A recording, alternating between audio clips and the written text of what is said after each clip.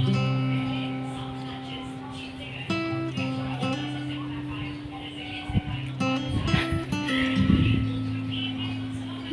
প্রিয় বন্ধুরা, সবাই কেমন আছেন? আমি দেবলীনা, আমার ছোট্ট একটি ব্লগে আপনাদের সবাইকে স্বাগত জানাই। আজকে বেশ রোদ উঠেছে, রোদ ঝলমলে সকাল হয়েছে। এই দুদিন যা বৃষ্টি হলো, কালকে রাতেও প্রচুর বৃষ্টি হয়েছে, তো তাতে আমার জবা গাছে যে কুঁড়ি ছিল না, মনে হচ্ছে একটা কুঁড়ি ঝরে গেছে। আমি এখনও দেখিনি। তো এখন ঘড়িতে এখন 10টা বাজে। তো আমি সবে সানস্ক্রিন মাখছি, এবার আস্তে আস্তে রান্নাঘরে ঢুকবো। তো আজকে একটু দেরি করেই উঠেছি, তো সকালে সেরকমভাবে কিছু কাজ কমপ্লিট হয়নি। আর চলুন তাহলে দেখাই। এই দেখুন, দারুণ কালার, এটা একদম টকটকে লাল, ভীষণ সুন্দর। কিন্তু এখন এই অবস্থা গাছটা, মানে এত হাওয়া হচ্ছে আর বৃষ্টি হয়েছে না, তো এই অবস্থা হয়ে আছে। দারুণ লাগে আমার এই ফুলটা। দেখুন কি অবস্থা, আমার ঠিক করতে হবে। আর এখানে আর একটা কুঁড়ি হয়ে আছে, এইটা, আর এখানেও একটা হয়েছে। মানে এটা না অনেক দিন আগে ফুটেছিল, তখন গাছটা আর একটু ছোটও ছিল। এখন দেখুন বেশ ভালোই লাগছে না, লাল জবাটা কিন্তু ভালো লাগছে। কিন্তু কি হবে বলুন তো, গাছটা না মানে ঠিক হচ্ছে না, সোজা হচ্ছে না, ফুলটা এরকমই হয়ে যাচ্ছে। যাই হোক, আর এখানে হলুদ ফুল তো রেডি হয়ে আছে ওটার জন্য, কালকেই হবে। মানে কালকে এখানে লাল আর ওখানে হলুদ, ওয়াও, ফাটাফাটি হয়ে যাবে তো একদম। আর এখানে দেখুন আরেকজন আসছে, রেডি হচ্ছে আরেকজন। এই কালারটা মারাত্মক কালার, দারুণ দারুণ কালার। এখানে দেখুন কি অবস্থা, জল ফল জমে গেছে, ওখানে মুখটা বন্ধ হয়ে গেছে, ওটা খুলে দিতে হবে আজকে। আর এখানেও এনারা আসছেন আস্তে আস্তে, আবার ছোট্ট ছোট্ট হচ্ছে সবে ফুল। আর চলুন একটু এগিয়ে যাই। দেখুন পদ্ম পাতার উপরে জল, কি সুন্দর লাগে না, একদম পুরো মুক্ত, দারুণ লাগে। তো খুব শখ, এখন দেখা যাক শখটা কিভাবে কমপ্লিট হয়। আর চলুন আরেকটু এগিয়ে যাই। এই এত হাওয়া হয়েছে, মানে ঝড় বৃষ্টিতে না এই দোপাটি ফুলগুলো দেখুন সব ঝরে গেছে, আর ওই অল্প কিছু হয়েছে।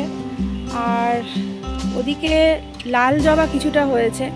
আর কালকে তো আমি ফুল তুলিনি, বাজার থেকেই ফুল কিনে নিয়ে এসেছিলাম বেলপাতার জন্য, এই আর কি।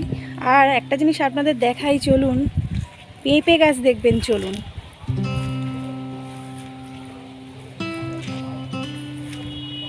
দেখতে পাচ্ছেন কেমন পেঁপেটা হয়েছে? এই দেখুন পেঁপে হয়েছে। তো আমরা পেঁপেটা খাই, পাকা পেঁপেটা আমি খেতে খুব ভালোবাসি, ওটা তো নিয়ে আসা হয়। দারুণ লাগে খেতে, ওতে অনেক উপকার আছে, স্কিন তো ভীষণ ভালো হয়। আর যাদের কনস্টিপেশন আছে তাদের জন্য ভীষণই ভালো। বা গোলাপ গাছটা বেশ আগের থেকে একটু তরতাজা হয়েছে দেখছি, এই যে এখানটায়। আর এখানে দেখুন কত ননি ফল হয়েছে। এইগুলো কি করে উদ্ধার হবে আমি বুঝতে পারছি না, কি করে খাবো।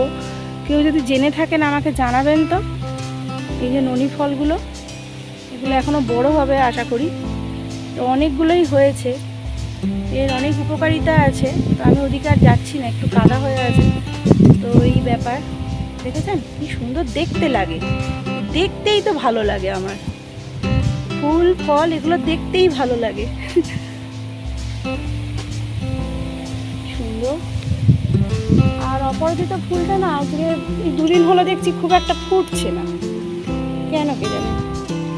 এই দেখুন একদম পুরো মুখ লুকিয়ে আছে, একদম মুখ লুকিয়ে দিয়েছে, লজ্জা পেয়েছে যেন না, এমন লাগছে। কি সুন্দর, মন ভরে যায় এই বাগান দেখলে। আর ফুল ফল এগুলো দেখলে না সত্যি, সকালটা যখনই হোক না কেন, সে 8টায় হোক 9টায় হোক ভোরবেলা হোক, ওহ দারুণ লাগে, দারুণ। চলুন। দুধ বসিয়ে দিয়েছি, এটা হচ্ছে আমার milk powder, Amul milk powder দিয়ে আমি দুধটা করে নিয়ে এটা একটু ফুটে উঠলে চাটা দেব, তারপর ফুটে উঠলে চিনি দেব, দিয়ে সুন্দর করে দুধ চাটা হয়ে গেলে কি খাবো। দেখুন, এটা আমার একটা মানে স্যালাড রেডি করেছি, যেটা আমি মুড়ি দিয়ে খাবো। মানে এখানে শসা আছে, পেঁয়াজ আছে অল্প, পেঁয়াজটা খুব একটা পছন্দ করি না, ওই জন্য অল্প, আর টমেটো এখন একটু কম আছে, মানে আমাকে আবার রান্নায় দিতে হবে, তো সেই হিসাবে এইটা থাকবে। এর সাথে থাকবে মুড়ি, সর্ষের তেল আর চাট মশলা আর একটু কুচানো লঙ্কা। ডিম আজকে আর ভাজবো না। মুড়ি খেতে আমি একদম পারি না, কিন্তু উপায় নেই, এখন খেতে হবে। আর দেরি করেও ঘুম থেকে উঠেছি, মানে আজকে কি হয়েছে বলুন তো, যে মানে ছেলে বেরোবার আগে এমনি পরিষ্কার হয়ে গেছে ঘরটা, কিন্তু এখনো ঘরটা মোছা হয়নি। আর যেহেতু দেরি করে উঠেছি না, মানে ধরুন ওই 8টা, তো সেক্ষেত্রে সব একটু গন্ডগোল হয়ে গেছে। আর মুড়ি খেতে হবে, মুড়িটা আমার ভালো লাগে না, ডিম ভাজা হলেও বা একটু বেশ সব কিছু মাখিটাকি খেলাম, ঠিক আছে। তো বেশিরভাগ দিনে আমি একটু চাও করে নিই, বা একটু গোলা রুটি, বা একটু ডিম দিয়ে ময়দা দিয়ে করে এগুলো খাওয়া আর কি। হ্যাঁ, বা ম্যাগিটা এখন খুব কম খাই, তো এগুলো চলতে থাকে। চলুন দেখি, ওদিকে দুধটা অনেকটা হয়ে গেছে। এগুলোর সাথে কি বলুন তো, এগুলোর সাথে না মানে একটু দুধ চা হলে ভালো লাগে, তাই না? তো সকালবেলা আমি দুধ চা অ্যাকচুয়ালি খাই না, আর সকালে উঠে অ্যালোভেরা জুসটা যেহেতু খেয়েছি, একটু গ্যাপিং দিতে হয়। অ্যালোভেরা জুসটা খাওয়ার অন্তত 15 মিনিট পরে আমি কিছু খাই। তার আগে আমার আর একটা ওষুধ আছে, অ্যাকচুয়ালি থাইরয়েডের ওষুধ খেতে হয়। তো অ্যালোভেরা জুস, থাইরয়েডের ওষুধ, এগুলো খেতে খেতে না একটু গ্যাপিং দিতে হয়। মানে থাইরয়েডের ওষুধ খাওয়ার পরেও আমাকে ধরুন প্রায় 15 থেকে 20 মিনিট আমি গ্যাপিং দিই, বা তার থেকেও বেশি হয়ে যায় এক একদিন। আর তারপরে তো ধরুন এই অ্যালোভেরা জুসটা আছে, আমি খাই, মাঝে মাঝে খাই এখন, কিন্তু আগে রেগুলার খেতাম। আমার ওয়েটও অনেক লস হয়ে গেছে, আগে অনেক হেলদি ছিলাম।